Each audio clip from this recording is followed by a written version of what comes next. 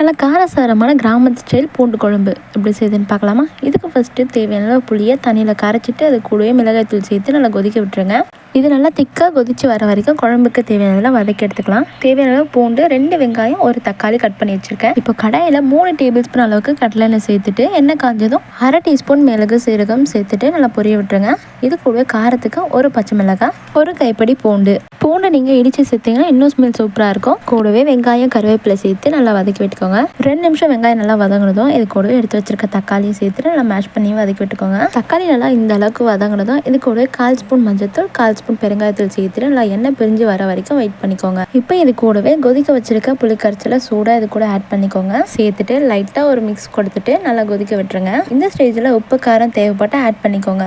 இது நல்லா ஒரு 10 நிமிஷம் கொதிச்சா போதும், சூப்பராக திக்காயிடும். ஸோ திக்காகி வந்ததும் இதுலேருந்து எண்ணெய் பிரிஞ்சு வந்துடும். இந்த அளவுக்கு நல்லா எண்ணெய் பிரிஞ்சு வந்ததும் ஸ்டவ்வை ஆஃப் பண்ணுறேங்க. அவ்வளோதாங்க, சுட சுட சாப்பாட்டுக்கு இட்லிக்கெலாம் சர்வ் பண்ணால் செம்ம சூப்பராக இருக்கும். ட்ரை பண்ணி பாருங்கள்.